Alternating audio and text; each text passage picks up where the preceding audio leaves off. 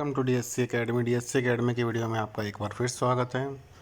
आज तारीख हुई है 13 जून 2021। देखते हैं आज की न्यूज़ क्या निकल के आई है। सबसे पहले न्यूज़ है गुरु गोविंद सिंह इंद्रप्रस्थ यूनिवर्सिटी से, जिसके लिए आपके एडमिशन स्टार्ट हो गए हैं। अगर आप इसमें एडमिशन लेना चाहते हैं तो आप ऑनलाइन रजिस्ट्रेशन कर सकते हैं। इसकी लास्ट डेट 15 जुलाई है। चाहे आपको किसी भी स्ट्रीम में एडमिशन लेना हो, आपको बीकॉम में एडमिशन लेना है, ऑनर्स में बीए में एडमिशन लेना है, MBA, BA, BBA, MEd, MBA, BCA, BEd, किसी भी स्ट्रीम में आपको एडमिशन लेना है तो इसके लिए एडमिशन आप चालू हो गए हैं, जिसके लिए आप 15 जुलाई तक साइट पे जाके www.ipu.ac.in पे जाके रजिस्टर कर सकते हैं। अगली न्यूज़ निकल के आई है मुरथल यूनिवर्सिटी से। जो डी कृष्ण यूनिवर्सिटी है, मुरथल यूनिवर्सिटी में अब हर कोर्स के लिए दाखिले के लिए देनी होगी परीक्षा। पहले क्या होता था, एग्ज़ाम्स के लिए दाखिले के लिए आपको परीक्षा नहीं देनी होती थी। पहले जो 12वीं कक्षा के एग्ज़ाम्स का रिज़ल्ट आता था उसके बेस पर ही आपको एडमिशन मिल जाता था। लेकिन अब कोरोना के कारण 12वीं के एग्ज़ाम नहीं हुए हैं तो सबको पास कर दिया गया है।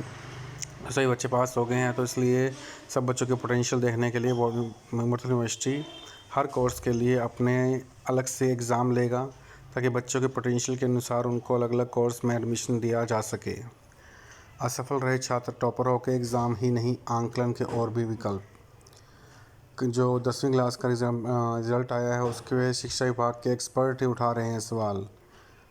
जो होनहार बच्चे हैं उन्हें मायूसी मिली है। जो बच्चे पढ़ने वाले थे वो इस बात से हजम नहीं कर पा रहे हैं कि वो पूरा साल पढ़े, उनके वही नंबर, जो बच्चे पढ़े नहीं उनके वही नंबर।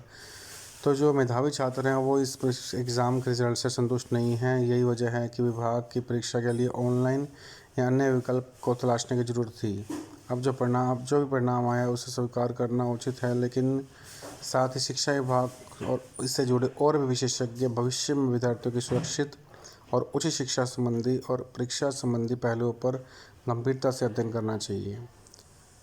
कई विकल्प ये भी हो सकते थे, स्कूली स्तर पे एग्ज़ाम लिया जा सकता था कि एग्ज़ाम स्कूल में हो जाते और स्कूल के टीचर ही उसकी रिस्पॉन्सिबिलिटी देते। परीक्षा ना होने से अच्छा परीक्षा होती तो बच्चों को नुकसान कम होता। 100% रिजल्ट आ गया तो इसके लिए खुद की पीठ थपथपा रहा डिपार्टमेंट। जो डिपार्टमेंट है वो खुद की पीठ थपथपा रहा है कि हमने 100% रिजल्ट दे दिया। कोरोना के कारण जो एग्ज़ाम नहीं हुए थे, अब उनका एग्ज़ाम 100% दे दिया गया। लेकिन उनका 100% एग्ज़ाम का रिजल्ट तो आ गया, लेकिन जो बच्चे पढ़ने वाले थे और जो नहीं पढ़ने वाले थे उनमें डिफरेंस तो नहीं रहा ना। तो वहीं बोर्ड का कहना है कि हमने छात्रों के हित में फैसला लिया है।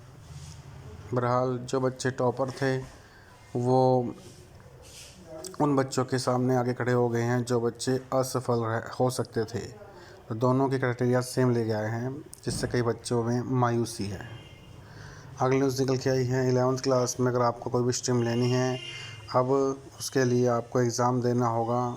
ऐसा कोई भी स्कूल्स योजना रख सकते हैं। पहले आपको 10वीं क्लास के एग्ज़ाम के रिज़ल्ट के बेस पर, आपको परसेंटेज के बेस पर 11th में आर्ट लेना है, मेडिकल लेना है, नॉन मेडिकल लेना है, कॉमर्स लेना है, उसके हिसाब से आपको एडमिशन मिल जाता था। लेकिन अगर आपको एडमिशन लेना है अब 11th क्लास में, तो आपको सरकारी या प्राइवेट स्कूल में आपको टेस्ट देना होगा, उसके बेस पर आपको एडमिशन मिलेगा। 10वीं में कई साल से हो रहे थे फेल, अब 80% अंक। कई बच्चे ऐसे भी हैं जिनको 10वीं क्लास में रिज़ल्ट नहीं, बेकार बार बार वो बच्चे फेल हो रहे थे, 12 बच्चे फेल हो रहे थे। कई बच्चे तो ऐसे हैं जो इंग्लिश और मैथ्स में 3 बार फेल हो गए, लेकिन अब उनकी मेरिट आ गई है। जब 4 बार बच्चे फेल हो गए, अब उनके 96% रिज़ल्ट आ गए हैं। जो बच्चों ने रिज़ल्ट को अंक बढ़वाने के लिए दोबारा से फार्म भरा था, रीचेकिंग का फॉर्म भरा था, अब उनके बिना एग्ज़ाम दिए ही 98% नंबर आ गए हैं। तो जो बच्चे का एग्ज़ाम ही नहीं दिए थे उनको तो खुशी का ठिकाना ही नहीं रहा कि वो बिना एग्ज़ाम दिए ही इतने नंबर आ गए उनके। देखते हैं अगली न्यूज़ क्या निकल के आई है। सामाजिक विज्ञान में डिग्री कोर्स शुरू होगा। सामाजिक कल्याण क्षेत्र के लिए कुशल कार्यकर्ताओं की जरूरत को पूरा करने के लिए जेएससी बॉयज़ विज्ञान एवं प्रौद्योगिकी विश्वविद्यालय फरीदाबाद ने YMC फरीदाबाद ने आगामी शैक्षणिक स्तर से सामाजिक कार्य में स्नातक डिग्री पाठ्यक्रम शुरू करने का फैसला लिया है।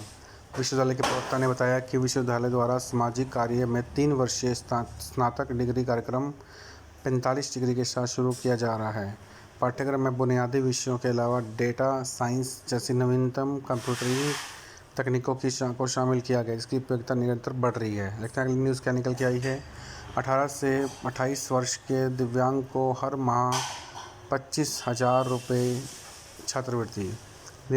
दिव्यांगों को काम करने वाली प्रमुख गैर लाभकारी संस्थान NGO national centre of promotion of employment for disable people ने शनिवार को विकास क्षेत्र में करियर बनाने के लिए युवा दिव्यांगों को 3 साल की छात्रवृत्ति देने की घोषणा की है। इस पहल के अंतर्गत 3 वर्षों की छात्रवृत्ति 18 से लेकर 28 साल की उम्र के दिव्यांग को दी जाएगी, जिसे दिव्यांगों के मुद्दे में रुचि होगी और विकास क्षेत्र में करियर बनाने का इच्छुक होगा।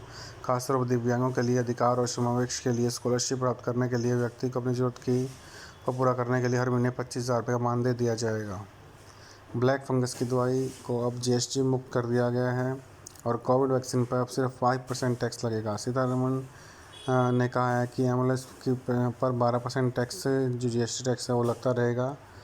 अब कई चीज़ों पर जो कि ज़रूरी चीज़ें थी उस पर टैक्स रेट घटा दिया गया है। जैसे ऑक्सीमीटर पर पहले 12% था, 5% कर दिया गया है।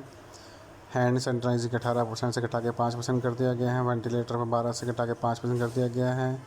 ऐसे ऑक्सीजन सिलेंडर पर घटा के 12% से घटा के 5% कर दिया गया है। तो कोविड टेस्टिंग किट से 12% से घटा के 5% कर दिया गया है। तो इसकी लिस्ट आपको दे रखी है, आप इसमें देख सकते हैं।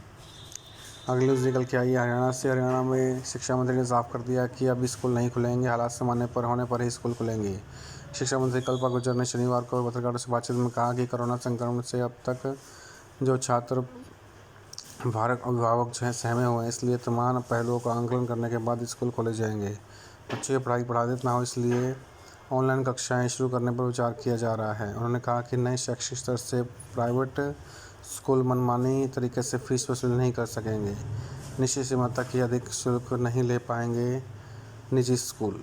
8वीं तक के छात्रों को पुस्तक खरीदने के लिए खातों में पैसे भेजेगी हरियाणा सरकार। हरियाणा सरकार ने साफ कर दिया कि 8वीं तक के बच्चों को जो जिसके पास बुक्स नहीं आई है, उनके प्रत्येक बच्चों के खाते में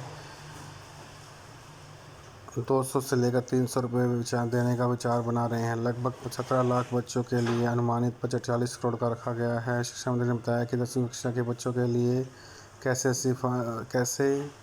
वजीफ़ा किस तरह से दिया जाएगा। उन्होंने बताया कि 10वीं कक्षा का परिणाम जारी हो गया। 10वीं कक्षा की परीक्षा में अगर वे बच्चा संतुष्ट नहीं है तो सामान्य स्थिति होने पर वे परीक्षा लेंगे। उसमें टॉप करने वाले छात्र को ही स्कॉलरशिप देंगे।